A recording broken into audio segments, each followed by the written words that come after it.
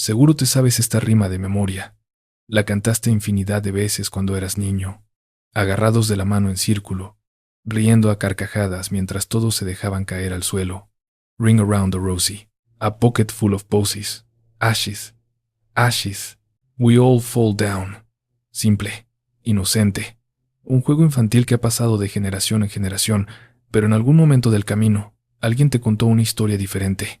Quizás fue un maestro, alguno de tus papás, o ese amigo que siempre juraba saber la verdadera historia detrás de todo. Se te acercaron y te susurraron el oscuro secreto. Esto no era solo una cancioncita de niños. Te dijeron que era un recuerdo codificado de la peste negra, un eco inquietante de la plaga que diezmó a Europa. Te explicaron que el anillo ring era el sarpullido rojo en la piel de las víctimas, que las flores posíes eran para disimular el olor a podredumbre, que las cenizas ashes eran los cuerpos cremados, y esa última línea, we all fall down, era la muerte misma llevándose a todos parejo. El chisme se esparció como pólvora por salones de clase y patios de recreo. Los papás lo contaban en la cena y los maestros lo enseñaban como dato histórico. Esa rima inocente se transformó en algo siniestro, un recordatorio macabro de que hasta las canciones infantiles podían esconder verdades devastadoras. Probablemente todavía te crees esa historia hoy en día, pero ¿y si te dijera que todo ese cuento es una completa fabricación? Una mentira tan arraigada en nuestra conciencia cultural que la mayoría la acepta sin chistar. La neta sobre Ring Around the Rosie es algo tan radicalmente distinto a lo que nos han contado, que te sorprenderá que el mito se haya convertido en la interpretación principal. La versión impresa más antigua de Ring Around the Rosie aparece en la colección Mother Goose de 1881 de Kate Greenaway. Al abrir este delicado volumen, entras a un mundo de inocencia pastoral. Greenaway, quien ya era celebrada en toda la Inglaterra victoriana por sus retratos idílicos de la infancia, llenó sus páginas con ilustraciones en acuarela de niños de mejillas sonrosadas, con inmaculados delantales blancos y trajes de marinerito bailando en jardines bañados por el sol. La página que presenta Ringe Ringe Roses muestra exactamente lo que ella veía en la rima: niños haciendo ronda alrededor de un rosal en flor en un jardín de una cabaña inglesa. Sus caras brillan de alegría, con listones ondeando en su cabello mientras juegan. Esto era la infancia victoriana idealizada, sin rastro de enfermedad, ni sombra de muerte. La rima simplemente dice: Ring a ring of roses, a pocket full of posies, hush, hush, hush, hush, we all tumble down. Greenaway la presenta tal cual como la entendió desde su propia juventud. Un juego simple donde los chamacos se caían al suelo muertos de la risa, no muertos de verdad, y aquí es mero donde se nos cae el teatro. Esta publicación salió 200 años completitos después del último brote de plaga en Inglaterra en 1665. Échale coco a esa línea de tiempo un momento. Se supone que debemos tragarnos el cuento de que los niños guardaron una memoria codificada de la plaga a través de la tradición oral durante 2 siglos. Y sin embargo, no existe ni un solo registro escrito de todo ese periodo, ni una entrada de diario, ni una colección de folcloristas, ni una carta de algún padre preocupado advirtiendo sobre niños cantando canciones de la peste. El silencio es ensordecedor. Simplemente no hay nada. Durante los años reales de la plaga, la gente documentaba absolutamente todo. Samuel Pepys, el gran cronista de la época, escribió a la luz de las velas el 7 de junio de 1665. Este día, muy a mi pesar, vi en Drury Lane 2 o 3 casas marcadas con una cruz roja en las puertas y un Lord have mercy upon us escrito. Se ven obligados a llevar a los muertos para ser enterrados de día, ya que las noches no alcanzan para hacerlo. Él catalogó el horror con un nivel de detalle que te pone la piel chinita. Las carretas de la muerte retumbando por calles vacías al amanecer, las fosas comunes en Aldgate donde los cuerpos se apilaban como leña y el éxodo aterrorizado de la nobleza huyendo a sus fincas de campo. El 31 de agosto escribió sobre ver a un pobre desgraciado llevado por el campanero que iba delante tocando su campana y gritando: «Saquen a sus muertos». Samuel Pepys documentó todo, desde el precio de los ataúdes yéndose a las nubes, hasta el repique interminable de las campanas de la iglesia, desde el olor a vinagre usado para purificar monedas, hasta las hogueras encendidas para limpiar el aire.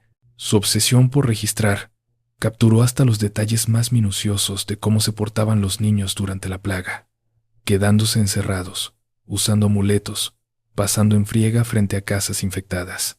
Pero ojo aquí, en todas esas miles de páginas de observación meticulosa, ni una sola vez menciona a niños cantando sobre rosas o cayéndose al suelo. Ni una sola vez. Daniel Defoe hizo la crónica de El horror con el mismo nivel de detalle gráfico. Los médicos registraban cada observación, y sin embargo, misteriosamente, a ninguno se le prendió el foco para mencionar a niños bailando en círculos cantando sobre su inminente muerte. Y aquí te va la cereza del pastel. La Library of Congress, después de una investigación exhaustiva en los archivos históricos, declara sin rodeos que la conexión con la plaga no empezó a aparecer hasta mediados del siglo XX, no en el siglo XIV, durante la peste negra, ni en el siglo XVII durante la Gran Plaga, sino en los años 50 y 60, la era de los autocinemas y el rock and roll. Esto significa que esa interpretación oscura que te contaron, la que parece tan perfectamente lógica y escalofriante, es más joven que el programa espacial. Es más reciente que la televisión. Tus abuelos probablemente nunca escucharon esta explicación de niños porque simplemente no existía todavía. Entonces, si la conexión con la plaga no era más que un invento moderno, ¿cómo rayos cobró vida? La historia real de la plaga apareció impresa por primera vez en 1961 en el libro de James Slicer, The Plague and the Fire. Slicer no era folclorista ni historiador de literatura infantil. Era un novelista popular escribiendo sobre la Gran Plaga de Londres y el gran incendio que le siguió. En un párrafo casual, casi como quien no quiere la cosa, mencionó que algunas personas creían que Ring Around the Rosie se refería a la plaga. No dio pruebas, no citó fuentes, ni ofreció documentación alguna. Fue pura especulación, tirada al aire en una sola línea. Sin embargo, ese comentario X en un libro comercial se convertiría en el origen de uno de los mitos más persistentes del folclore. De ahí, se esparció en fa. En menos de 5 años, la conexión apareció en colecciones de folclore. En una década, ya se había convertido en la verdad absoluta. Los maestros lo enseñaban como hecho real. Los papás lo repetían para verse muy cultos, y los libros lo presentaban como historia oculta finalmente revelada. El mito logró algo impresionante. Se volvió más real que la realidad misma. Pero la evidencia en contra de la teoría de la plaga va mucho más allá de los problemas con las fechas.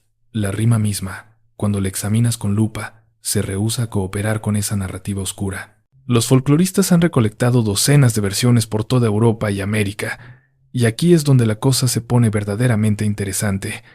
No coinciden para nada con la historia de la plaga. En la versión impresa original de Greenaway de 1881, los chamacos no estornudan ni mencionan cenizas. En lugar de eso, dicen, "Hush, hush, hush. We'll tumble down." 0 síntomas de enfermedad. Nada de cremación. Puros niños rodando mientras juegan. Algunas versiones del siglo XIX hasta incluyen una segunda estrofa donde todos se vuelven a levantar. Bastante problemático si caerse supuestamente significa petatearse. La palabra ashes, cenizas, que parece tan clave para la interpretación de la plaga, ni siquiera aparece siempre. Los niños cantaban Eitishu, imitando un estornudo, o Husha Husha, o en algunas versiones gringas, hasta Light Bread, Sweet Squat. Pero los mitos tienen esa maña de derrumbarse bajo su propio peso. Y cuando sales de Inglaterra y escuchas las voces de los niños por toda Europa, la rima cuenta una historia muy diferente, una que deja la teoría de la plaga hecha trizas. Las versiones internacionales demuelen la teoría de la plaga todavía más gacho.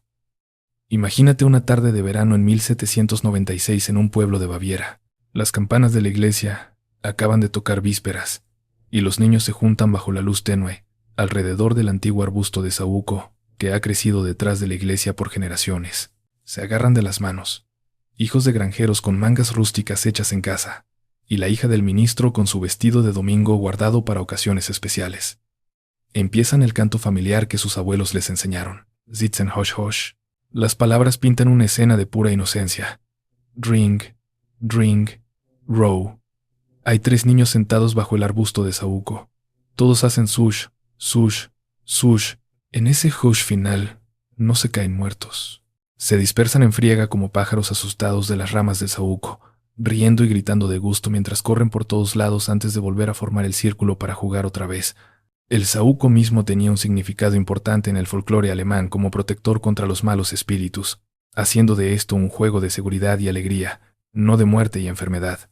Vete ahora a Venecia, en 1874, y encontrarías niños jugando en las calles estrechas entre los canales, sus voces haciendo eco en los antiguos muros de piedra, mientras cantaban Gira gir, roa, circle, circle, rose. Los niños venecianos bailaban alrededor de una niña elegida como la rosa, y cuando se acababa la canción, en vez de caerse muertos, cada niño le plantaba un beso en el cachete. En los Países Bajos, los niños cantaban sobre rosas y coronas de mayo, celebrando la llegada de la primavera. Los suizos bailaban alrededor de rosales de verdad plantados en las plazas del pueblo. Su juego era una pura celebración de la temporada de flores. No eran rimas separadas que de pura casualidad sonaban igual. Todas eran parte de la misma tradición de juegos en círculo que se regó por toda Europa, cada región poniéndole su propia sazón local. Ninguna trataba sobre la plaga. Steve Roud, uno de los folcloristas más respetados de Inglaterra, dice tajante que eso de la plaga son puras patrañas. Los Opié, que compilaron el diccionario definitivo de rimas infantiles, lo rechazan por completo. Todo académico serio que ha checado la evidencia llega a la misma conclusión. La historia de la plaga es lo que llaman metafolclor, folclor sobre folclor, un mito moderno envuelto en una rima antigua. Entonces, ¿de qué iba realmente Ring Around the Rosie? La respuesta es más simple y más profunda que cualquier conspiración oscura. La rima era un juego de cortejo, y para entenderle bien, tienes que imaginarte el mundo social de Estados Unidos e Inglaterra en el siglo XIX. Imagínate una reunión social de la iglesia en 1883 en New England. La congregación metodista tiene reglas súper estrictas contra el baile. El ministro predica que bailar lleva a la corrupción moral y al contacto físico indebido entre jóvenes solteros. Pero los chavos encontraron el modo de darle la vuelta. En el área verde del pueblo, después del servicio dominical, se juntan para juegos de fiesta. Técnicamente no es baile, aunque todo mundo puede ver a las parejitas echándose miraditas. Los jóvenes forman un círculo, y la linda Mary Chapman, la hija del herrero, se para en el centro como la Rosie. Tiene 16 años, con el cabello cobrizo trenzado y recogido por primera vez este mes, señal de que ya está en edad de merecer. Los chicos y chicas se agarran de las manos y empiezan a dar vueltas alrededor de ella, cantando las palabras familiares.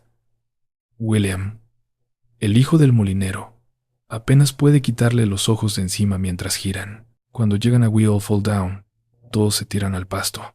Pero William, ya sea a propósito o por pura distracción, es deliberadamente el último en caerse. El grupo estalla en risas cómplices y gritos de burla. Ahora él tiene que pagar la prenda según las reglas antiguas del juego, confesar a quien quiere pretender. Se pone rojo como tomate mientras murmura el nombre de Mary, casi inaudible. Ella sonríe, haciéndose la sorprendida, aunque todo el mundo ya se la sabía, y toma su lugar en el centro mientras él se une al círculo, quedando ahora justo enfrente de ella, donde sus miradas pueden cruzarse con cada vuelta. La evidencia histórica de relatos contemporáneos confirma este origen inocente.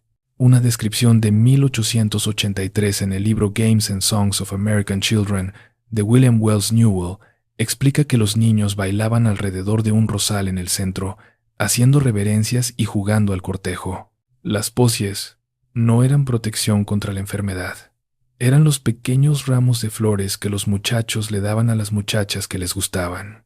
El caerse, falling down, era un tropiezo de juego, seguido a menudo por elaborados juegos de prendas, donde el último en caer tenía que besar a alguien o revelar el nombre de su amorcito. La famosa ilustración de 1912 de Jessie Wilcox Smith en The Little Mother Goose muestra exactamente esta escena.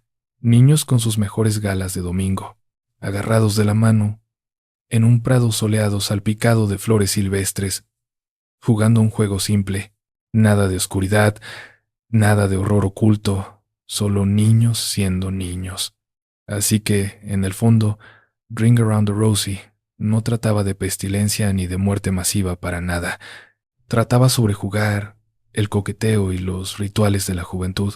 Pero si la verdad es tan común y corriente, entonces ¿por qué el mito de la plaga se aferra tan tercamente a la rima? El mito de la plaga, a pesar de haber sido desmentido por los estudiosos hasta el cansancio, se rehúsa a morir, porque a los humanos nos encanta el morbo. Tendemos a aferrarnos al miedo por encima de los hechos, y al hacerlo, le damos al mito más poder del que la verdad jamás tuvo. Hollywood le entró con ganas, transformando un juego infantil inocente en puro combustible de pesadillas. En A Nightmare on Elm Street 3, Dream Warriors, de 1987, la rima se convierte en un canto de muerte. Niños fantasmales en camisones blancos saltan la cuerda en cámara lenta, con sus voces distorsionadas, haciendo eco mientras cantan Ring Around the Rosie, mientras Freddy Krueger acecha a sus víctimas adolescentes a través de sus sueños. La melodía familiar del patio de recreo baja una octava, convirtiéndose en una marcha fúnebre. Cada línea se sincroniza con otra muerte. Pocket full of posies, mientras le llena los pulmones de flores a una víctima. Ashes. Ashes mientras alguien se quema vivo. We all fall down mientras los cuerpos caen desde los edificios. El videojuego de terror Dead Space 2 presenta una escena que te hiela la sangre, donde entras a una guardería en una estación espacial para encontrar cuerpos desmembrados acomodados en círculo. La voz de un niño, tronando a través de bocinas dañadas, repite en un bucle infinito una versión ralentizada de Ring Around the Rosie. El tempo se alarga tanto que cada palabra suena como un estertor de muerte. Los jugadores reportan tener que ponerle mute a sus juegos para aguantar y poder pasar esa parte. Durante la pandemia de 2020, las noticias la llamaban de broma la canción ideal para lavarse las manos, manteniendo viva esa asociación oscura. Las redes sociales explotaron con memes sobre la rima profética, como si los niños de hace siglos hubieran predicho de alguna manera el COVID-19. El mito persiste porque queremos que sea verdad.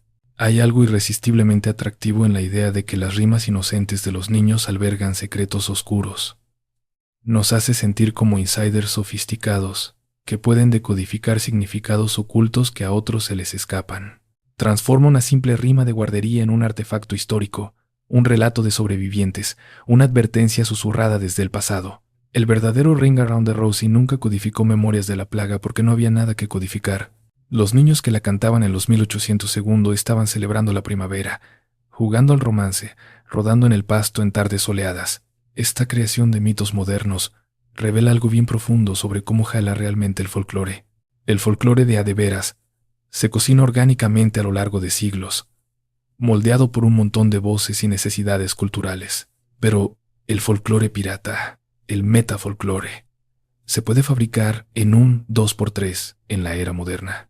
La especulación de una persona se convierte en la teoría interesante de otra, que luego pasa a ser un hecho aceptado para alguien más. En una sola generación, el invento se clava tanto en la cultura que cuestionarlo parece como si estuvieras negando la historia misma. La transformación ocurrió a una velocidad de vértigo. En 1961, la especulación casual de Laser. Para 1966, ya aparecía en revistas de folclore como una posible interpretación. Para 1975, las enciclopedias la listaban como una teoría. Y para 1985, las guías de maestros la presentaban como hecho histórico. Hoy, si googleas Ring Around the Rosie Meaning, la interpretación de la plaga domina todo, a pesar de que cada folclorista serio diga que son puras habladurías. Los estudiosos que se dedican a estas rimas, esos que se queman las pestañas rastreando orígenes en documentos históricos, todos coinciden. La historia de la plaga es puro cuento. Como lo pone un especialista de la Library of Congress, la mayoría de los folcloristas consideran la conexión con la plaga como apócrifa. Esa es la forma elegante y académica de decir que es puro choro inventado. Sin embargo, el mito ha logrado una inmortalidad que la verdad no puede matar. Lo más gacho del asunto no es que Ring Around the Rosie contenga un secreto oscuro. Es que colectivamente creamos un secreto macabro que nunca existió, nos lo creímos tan cañón que reemplazó a la realidad, y ahora no podemos soltarlo. La historia que hemos tejido alrededor de este inocente juego de niños revela algo verdaderamente inquietante sobre nuestra necesidad de buscarle tres pies al gato, de encontrar oscuridad donde no hay nada, solo para transformar la inocencia en horror. La verdadera historia detrás de Ring Around the Rosie nos ofrece una lección de vida fundamental sobre nuestra tendencia a complicar la realidad y a dejarnos seducir por la oscuridad.